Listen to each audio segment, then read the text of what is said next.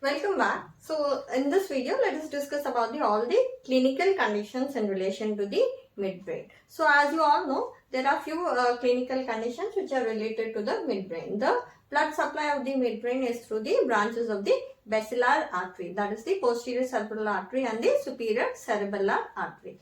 And the syndromes in related to the midbrain are the Weber's syndrome. So Weber's syndrome. In Weber's syndrome, the basal part of the cerebral peduncle is being involved. So this area is being involved in case of the Weber's syndrome. So what are the features you see in case of Weber's syndrome? The patient will have a ipsilateral squint because of the involvement of the oculomotor nerve. So this is the oculomotor nerve which is being involved. So that is why the patient will have ipsilateral squint, and the patient will have contralateral hemiplegia, opposite side hemiplegia. Why? Because of the involvement of the corticospinal tract which is present in the middle two-third of the cerebral crus cerebral. And then they will have contralateral palsy of the tongue and lower part of the face. That is due to the involvement of the corticobulbar fibers. And then because of the involvement of the oculomotor nerve, there will be a drooping of the upper eyelid because the LPS muscle is getting paralyzed, and the pupil is dilated and fixed to light, and the accommodation reflex is lost. So that is because of the involvement of the Edinger-Westphal nucleus. So the parasympathetic stimulus is being lost. So the pupil will be dilated and fixed, and it won't be responding to light, and the accommodation reflex is lost. So that is about the Weber's syndrome, which involves this area.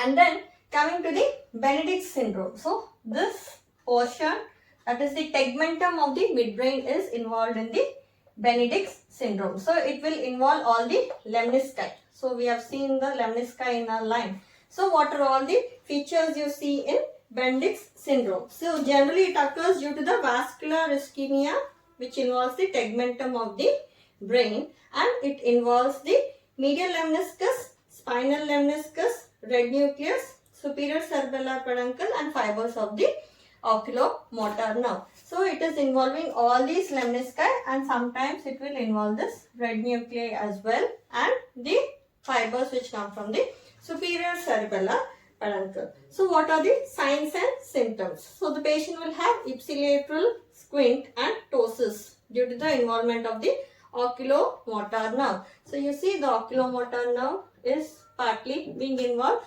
So patient will have ipsilateral squint, and there will be a contralateral loss of pain and temperature sensation due to the involvement of these two lemnisci, trigeminal and the spinal lemniscus. And then the other features you see are contralateral loss of tactile muscle, joint and vibration sense. So that is due to the involvement of the medial lemniscus, and the patient will have contralateral tremors and involuntary movements of the limbs because of the involvement of this red nucleus which is there.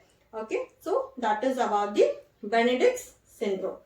Now next comes the Perinaud's syndrome. So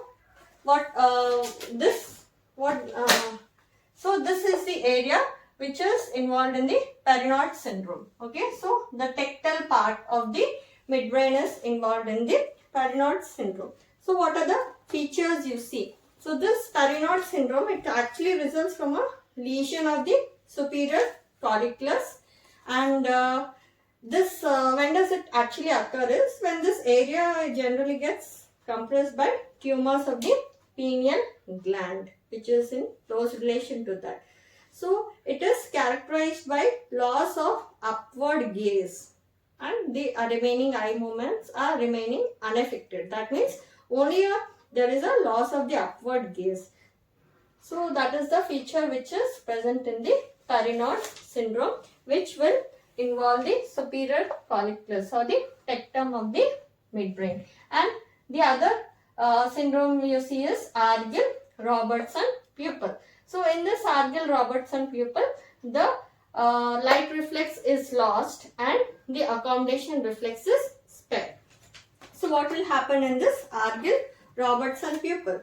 So it is a general clinical condition in which you see, as I told you, the light reflex is lost, but the accommodation reflex will remain intact. So this generally occurs as to the damage in the vicinity of this pretectal nucleus. So any damage around this pretectal nucleus will cause this Argyll-Robertson pupil. Okay. So these are all the clinical conditions in relation to the midbrain. Thank you for watching.